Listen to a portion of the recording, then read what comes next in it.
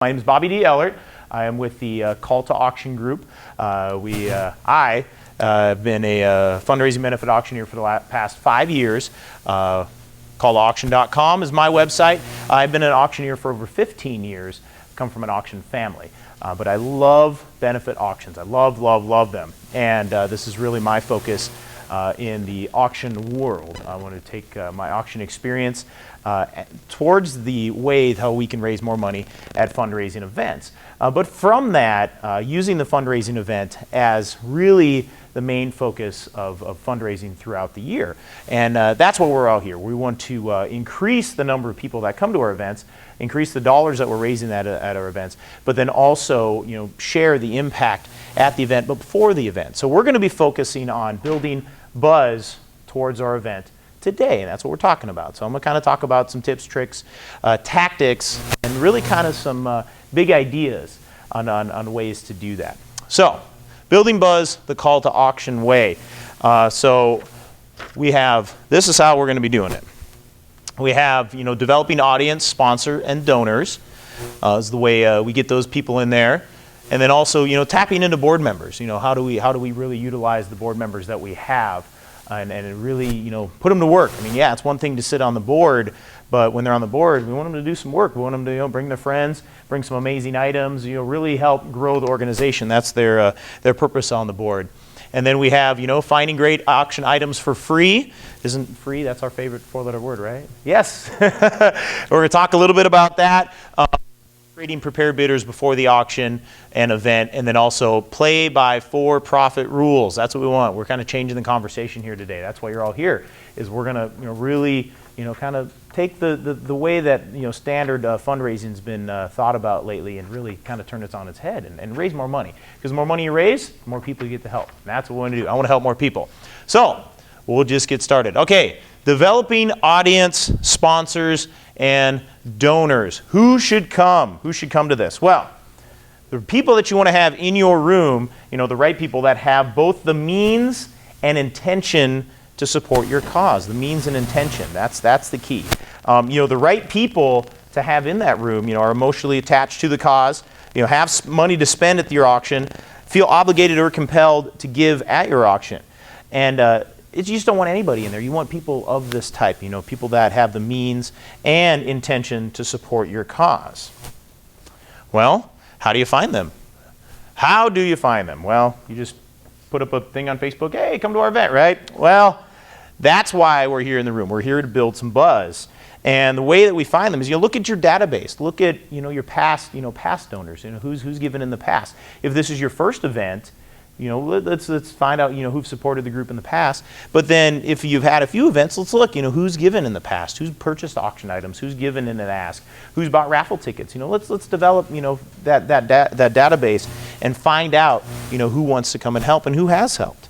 Volunteers. Volunteers are always big supporters. A lot of times volunteers will turn into your biggest donors because they're with your cause. They've given time, they've given energy, and then they want to, give money. So let's talk to them.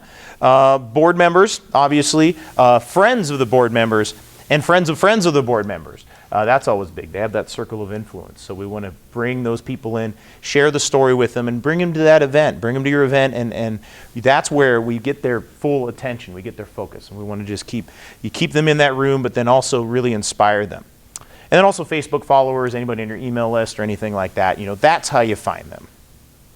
Or even the press. Press is a good one. Press releases. By quick show of hands, who does press releases for their events? Okay, good. Everybody does. That is key, because making sure that the public know about it, because you never know. There might be people that want to give to your cause, but they just don't know about your cause. So we want to get out there and let people know about your cause. All right. So how do we find them? Now, how do we let them know? Well, that's the key. That's why we're in here. How do we let them know? Obviously send out save the dates, send out invitations, send out emails, Facebook events, Facebook blasts, Twitter, press releases, phone calls. Who's personally calling donors? Who's calling them and letting them know? Diane is. That's great. That's a big thing. tasking the board members, kind of talk to them, be like, hey, we want you to talk to your friends. Give them calls, give them phone calls. Be like, hey, come to our event. It's going to be a great time. We're going to have a great time raising money. That's a big one. Media appearances, get on TV, get on the local radio station. Different ways to, get out there, because these groups out there, the radio stations, TV, anybody, they need content. So give them some good content. Give them the stories that, the lives that you're changing. What are you doing? And that's a great way to do that. Speak with local civic groups, the Kiwanis Club, the Rotary Club, Chamber of Commerce, anybody like that can help with that. Networking groups, get in front of them, tell your story, and people are going to get excited about it, and they're like, hey, I want to go to that event. Churches are another good one as well too, because they're always looking for causes to give to, and by giving them a good cause to give to, you might build a whole nother support basis within that church family there. All right, so we move into sponsors now. Sponsors, this is always a big one. Sponsors, they have big checkbooks, right? Right. We want to get into there. So who can you get as a sponsor? Sponsors is always one of the biggest questions that I have as an auction consultant. Not only am I an auctioneer, I'm an auction consultant, event consultant. So we talk about this. We talk about sponsors. Who can we get as sponsors? Well, anybody that is closely affiliated with you and your group. The employers of board members, that's always a big one. Board members are on the board and they have their bosses, hey, we want you to come be a part of this. And a lot of times board members have their own businesses, so those are perfect sponsors to have in there. And committee members as well too. Anybody that's on your fundraising committee, on your events committee, maybe membership committee, those people, their businesses that are tied with them, they're going to be great potential sponsors because they're already with you. All right, and vendors and service providers. This is a really good one. Banks, printers, lawyers, accounting firms, any high-profile business in your community that's near your organization, or anybody that's really filled within there that has a high profile. Law firms, insurance companies, mortgage companies, developers, realtors, financial planners, or any kind of business that pays for advertising. That's what a sponsorship is. That's, it's advertisement. So, hey, get them in front of your demographic that's there. And when they're there, they're going to be in front of your audience, which is their target demographic. So being able to sell them that is really, is a big one. By sponsoring a nonprofit event, they get double rewards. Not only do they get double rewards versus regular advertising, great public relations, that's the best one because, hey, we were associated with this event. When people, see that a sponsor's sponsoring an event just like yours, they're going to be like, wow, that's great. We want to go do business with them. But also they're going to, get in front of their target market, but also get an entertaining night out for themselves or for their best customers. And all the possible tax benefits that's out there. Whether they're, they write it off as a contribution to a nonprofit organization, or they write it off in advertising budgets. Either way, it's a write-off. All right. So then, how can we attract new sponsors, or how can we approach a new sponsor? Instead of asking for the sale, like, hey, will you give us money? Talk about an opportunity to partner on behalf of a worthy cause. We're looking for partnerships. We're looking for partners to come in and work with us and to help support the cause that we have. We're looking for partnerships. People love that. Partnerships are really the key within that. Focus on explaining all the great things that your organization is doing and about this upcoming event and the impact of that event. How much money are you going to raise at that event, and how many lives are you going to be able to change? Share how participating will provide great advertising and promotional opportunities for the company. Highlight prestigious perks that they'll receive with their sponsorships, and tell them how their donation will impact those who you serve. Communicate that while there are many successful companies in the local area, you specifically want this company to be represented at your upcoming event. You've picked them. You've hand-selected them.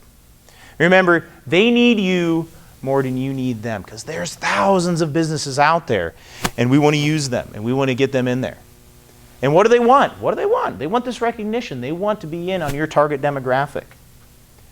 Have the sponsorship packet ready to go when you're talking to them. What levels of sponsorships are. Give them the title sponsorship for $50,000, $100,000. Make it outrageous, and then they'll come in and be like, well, we really can't afford 50, but we'll give you 25. And when people, you give them a deal like that, they're like, yeah, that is great. Everybody wins there. So we always like to ask for more than what we want, and then we can negotiate back, because it's business, right? People negotiate back and forth. So hey, we're going to sell our title sponsorship for $50,000. Oh, we have one person come in at $25,000. They're our title sponsor. So give them all these different ways. Any ways that you can put a name on something is, potential sponsorships. I mean, you could have the dinner sponsored. You could have the auctioneer sponsored. You could have the silent auction sponsored by a sponsor. You could have, a sponsored cocktail. There's so many ideas. The ideas are endless. I talk about a whole sponsorship package within my consultant packages that we talk about these different sponsorship opportunities. It's endless. How many opportunities that are out there. All right, that's kind of sponsorships. All right. Here we go. People do not give to need, they give to opportunity. This is really key. So they do not give to the need, like, hey, we need something. You say that, we need you as a sponsor. No, wait, we have an opportunity for partnership. And they see the opportunity for their growth and your growth, and they see that opportunity to grow together. That's where they're going to really see the value in that sponsorship. All right, tapping into board members. This is a big one. Every group that I work with always talks about this. It's like, how do we get those board members to work? How do we get them to get friends involved? How do we get them to get us live auction items? How do we get them to bring, the right people into the room? It's frustrating to hear that, because the board members are on the board because they love the organization, but sometimes it's just a kind of a position of power or status. Whatnot. It's like, no, let's put them to work. Let's make them work, and really, remind them of why they're part of that group.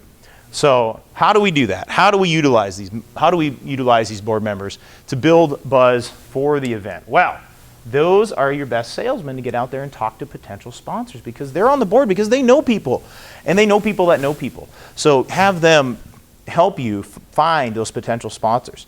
Auction item donations is also another great one. Your board members are going to know people that have a house in Hawaii. They're going to know people. Hello, good to see you. We've got a packet on the side there if you'd like to grab one. Yeah, then you can catch up. So, but they do. They know people that know people, and they're great to really come up with these great auction items. And that's always a big thing that I talk with groups is like, Bobby, we want to have an auction, we want to raise a lot of money, but we don't have anything to sell. Okay. Put me in front of the committee, put me in front of the board members. We're going to have a brainstorming session, and we're going to create some buzz in this room that people didn't even think existed. We're going to create auction items out of thin air. People are like, well, how are you going to do that? Well, it's really, it's 6 degrees of Kevin Bacon. We'll talk about this a little bit later. Table captains, that's another good place to have, really utilize your board members. Setting them as table captains, making them in charge of selling sponsored tables or main tables, or however you want to have it. But set these board members in this place to sell these tables. Have them share the impact stories with their friends. A good way to do that is hosting a pre-party event, kind of a pre-party mixer. You could do that like a week or two before the event, and be like, hey, we're going to have this party, we're going to have this, it's a wine tasting, or we're going to have cocktails, we're going to have a barbecue, wherever. The board members will invite their friends over to the house. They'll talk about the event, they'll talk about the cause, and that's a good time to really hit up their friends. Be like, hey, would you guys like to come to this event? It's going to be a great time. They're going to have some great entertainment. They're going to have a great auction.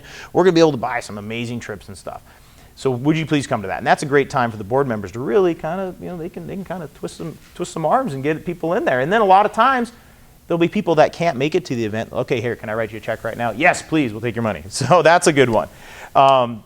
Selling event raffle tickets, that's a great place. Marketing your event and auction items, they can market these at their businesses. Hey, we're going to have this event, and this is the stuff we're going to be selling. So come on down. This is the great stuff we're doing within the organization.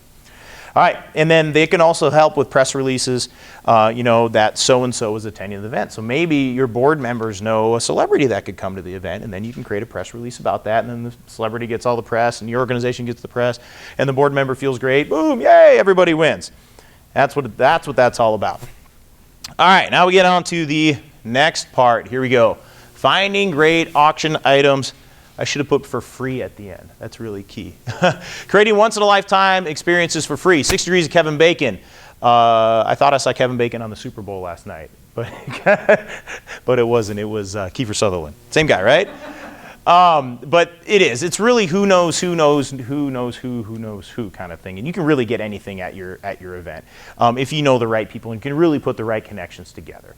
It's just coming up with these grand ideas. And it's like, hey, we want to go here. We want to have this and have this. And it's spreading the word, because there's so many times that I get to an event, I get to an auction, and these board members are talking to me like, oh, I know somebody that had this, or I had somebody that had this, and we could have had that in the live auction. Too late. We need to let them know beforehand. Like, hey, let's find out about the stuff beforehand, and really getting the board members involved in that. You know, we want to have Kevin Bacon at our event because he's a cool guy. All right, low-hanging fruit. You know, get what you want, ask for it, and be passionate about it. Low-hanging fruit is the unique opportunities that you have in hand, that the board members have in hand, and asking them for them right away and be like, hey, we need your help. You know, I know a week's kind of a stretch at your ski house, but we want to have a week or even a few days or however. Another one is filling in the blanks, co-sponsors. This is another big one. This is where, let's say you have a trip to Africa, right? You have a trip to Africa. We're going to do a trip to Africa. It's great. Well, how are people going to get there? Well, they got to fly there, right? And a lot of times at live auctions, what will happen is like, well, airfare is not included, and then the item kind of sells okay. But the best way to do it is to include that airfare. Well, America West is not, or American Airlines isn't just handing out free airline tickets. The way you do it is find co-sponsors to co-sponsor that auction item. You know, maybe you have an accounting firm, maybe there's a lawyer group that would love to be a part of your auction, but they don't want to really give it one of the sponsor levels. But like, hey, how about you give us $1,000 and we'll apply this towards airfare. And then we'll call this auction item, XYZ, sponsored by so-and-so law firm. And they become your live auction item sponsor. And they give you cash for that. I was working with a school group last week, and we came up with this great idea for a spring training tour of all the spring training facilities in Phoenix.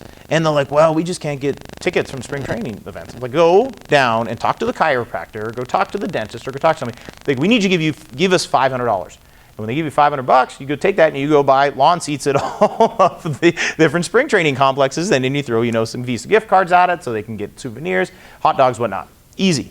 And spring training package sponsored by so-and-so, and it works out great. All right. So, but going out and really finding, what is going to sell best at your auction, what has sold really good at the past, and what will sell good in the future, and finding ways to really put those together. That's really key. Okay, you can have the best live auction items in the world, but if you don't have any prepared bidders before the auction, there's no buzz about these auction items that you're going to have. There's nobody going to be there to buy them. There's somebody that's going to have a $5,000 package. They're going to walk out of it for $800 because they didn't have anybody to bid against them. The reason the live auction works so good at fundraising events is because you do create that competition. You create that necessity, that scarcity. There's only one of these, and only one person gets to walk out of them. Walk out of the room here with that. So it's making sure that there's more than one person in that room that wants it, and both 3, 4, 5, 10, 15 people, they've got some money to spend on this. So you have to create buzz about these items before the live auction. Well, how do we do that? Creating a video about the live auction featuring specific items, that's really good. Like, let's say you do have a fancy trip to Costa Rica, or you got a flyaway package to anywhere in the world kind of thing. Make a neat video about that. Share that. Put that in your emails. Put that in your, put that on your Twitter. Put that on your Facebook. Any way that people can see this is really key. Facebook, Twitter, email blast, that's always, effective. That's a good way to do it. We'll talk about that a little bit more later. And then sneak peek mailing. This is kind of one of my secret tools that I use for all the groups that I use or I work with. It's the hard copy. It's the piece of paper that's mailed in the big envelope. If you get a big envelope in the mail, from your organization, you see it like, oh, wow, look at this. What did they send me? Oh, hey, look, there's a letter from our chairman of the board. Hey, look, hey, we're so excited to see you at our event. We can't wait for you to come. Here's some great auction items that we have, and we'd like for you to know about them before the auction. And then they flip to the next page, and they're like, oh, wow, look at these trips. These look amazing. Oh, I can bring 6 friends to these. Oh, I got to call so-and-so and so-and-so.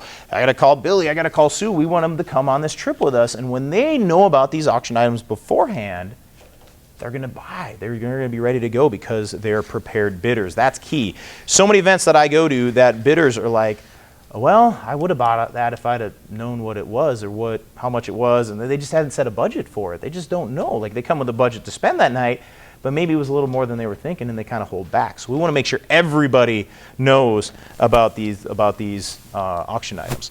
Another one is calls from board members to sponsors and big donors about these auction items we have. Hey, let's call these donors, let's call these sponsors, let's call the big spenders and let them know, like, hey, for a call from a board member, hey, we have this coming up, and I think you're really going to like this. This is going to be a good opportunity. They might not buy it, but they might know somebody that will, and there you go.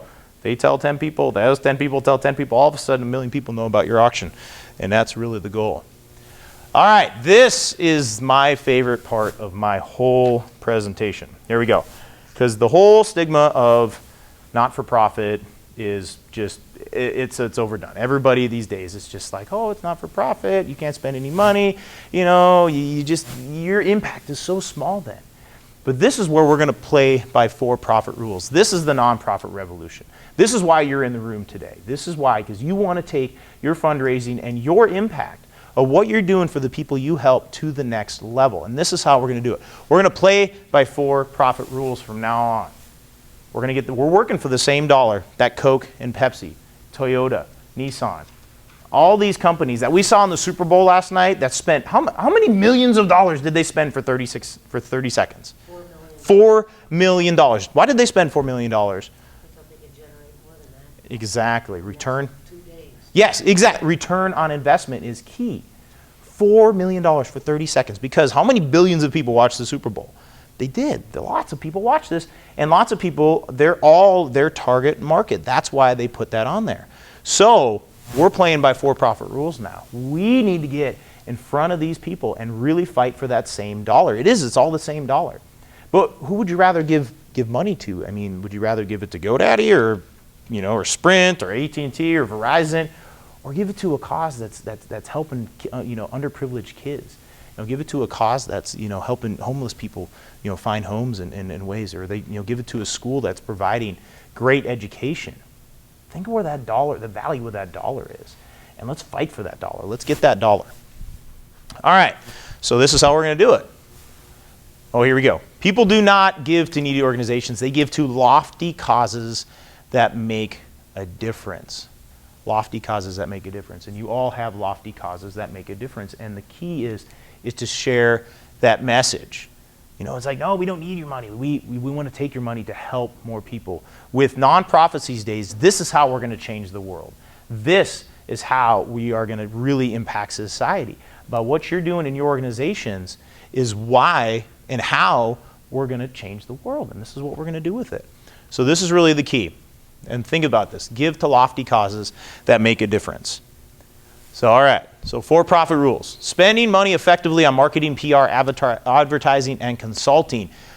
There's no need to reinvent the wheel. There's thousands of nonprofits out there that are doing this right. There's thousands that are doing it not so right. So let's figure out how to do it right and how to do it effectively.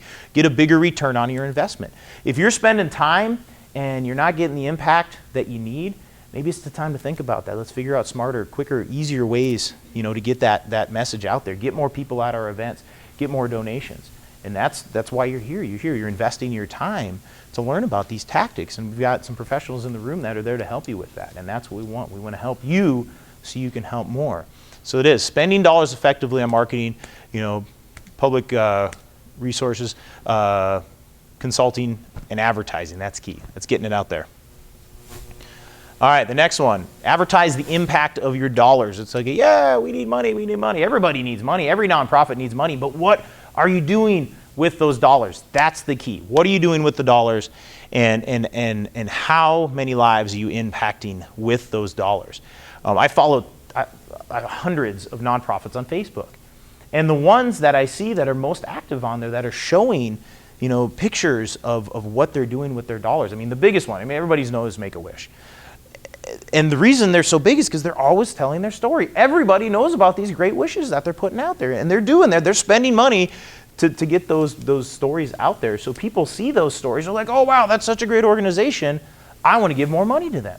And then it just keeps working. It just keeps going. The cycle keeps going. So advertising the impact to your dollars. Remember, you're not selling the steak, you're selling the sizzle. I mean, who's heard that before? That's a big thing. And that's what they did on the Super Bowl last night. They sold the sizzle. That's what we want you to do with your groups, is sell that sizzle. What type of impact? What type of stories? What type of lives are you changing with the dollars? And this is how we're doing it. Advertising the impact of your dollars. Where is the donor's dollar going, and what type of impact are they going to have with that? All right, work for new donors. That's key. You're not going to increase your fundraising capacity unless you increase the number of new donors you have. And that's what the Super Bowl did last night. That's what they did on advertising. They were trying to find new customers. And that's why they invested $4 million for 30-second spot, to get new customers or to get back old customers. That's why they did that. They wanted to create that buzz. They want to create that. I mean, how many times have we seen on our Facebook page this morning? It's like, oh, hey, this was the funniest Doberman Chihuahua commercial. Yeah, right? Everybody loved that, and now they got people talking about it. I mean, who was it? I don't even know. Well, the Dober Chihuahua was it was a car, right? Audi, yeah, okay, so Audi. So now everybody's like, okay, I want to go buy an Audi because, well, not really, but they got people talking about it. And that's why they spent so much money just for that spot and so much money to produce it. Because they're working for new customers, and that's what you're doing. You're working for new customers too. All right, here we go. Resource development. This is the basic giving pyramid. You got this in your packet as well too. So at our bottom, donor acquisition. That's what we're talking about. New donors. In events, direct mail, community outreach, and social networks. This is how you're going to get your new donors. But 90% of your donors are only going to give you 10% of your fundraising. They're only going to give you 10% of your funds because they're what we call try-sumers. They're coming and they're trying out your organization. They're going to see how it feels. They want to see where their dollars are going. And this is where they're going to start from, right there. 90% of your donors will give you 10% of your funds. But as you move up the pyramid, by building those relationships, building that donor renewal, and building that donor retention through effective events. That's why we're here. We want to have bigger, better events. Membership campaigns, annual giving, direct mail, memorials, and tributes. We're going to move them up that. And as we closer we get to the top, we're going to see 10% of the donors are going to be giving you 90% of your funds. If you look at your database, you're going to see that. And you're like, wow, look at that. So we get into cultivation, recognition, and stewardship. There we go. We're getting towards those higher dollars now. And then we get into the legacies, into the planned giving. People, they love you. They want to be with you forever, even after they've gone. So this is the basic giving pyramid. And as you're looking at your event, and how are we going to get these different levels of givers into that room. So here we go. All right, spending effectively on marketing and consulting and advertising. Advertise the impact of your dollars. Working for new donors. Retain returning donors. Invest into fundraising. There it is. Invest into fundraising to raise more money, to bring in more money available for the cause. Investing into fundraising. You have to spend money to make money. That's key. That is. It's like, because we can say, hey, we're going to have a bake sale. How much are you going to make? Make a little. But if you're going to invest into a great, big, grand event effectively, return on investment, time and money, and effectively invest into that, your capacity for fundraising is going to go bigger and better than you've ever thought before. Because what you want at your event is you want to make sure that you have people that are leaving that are talking positively about your event. They want to say to their friends, we had the best time at this event, and this organization is doing amazing things for people out there. They're changing lives with this. And what's going to happen is they're going to come back next year, they're going to bring their rich friends. And that's what we want. We want to continue to grow that. But investing into fundraising to raise more money, to bring in more money, is really key. And investing into it correctly. Return on investment. And broaden your horizons. Change the world by showing, sharing, and growing your impact. Show the world. Share with the world. Shout it from the rooftops. This is what we're doing. This is how we're changing lives. And then growing your impact, because the more dollars you raise, the more people you can help. And that's what it's all about. I know it's so sad to think that it comes down to dollars, but it is, because we know that. There's so much that we can do when we have more dollars, when we have more capital to give. There's more lives that we can change within that. And that's how it is. Broaden your horizons to change the world by showing and sharing and growing your impact. All right, that's me. All right, so thank you so much. If anybody has any questions, please, please, please email me at bobby@calltoauction.com.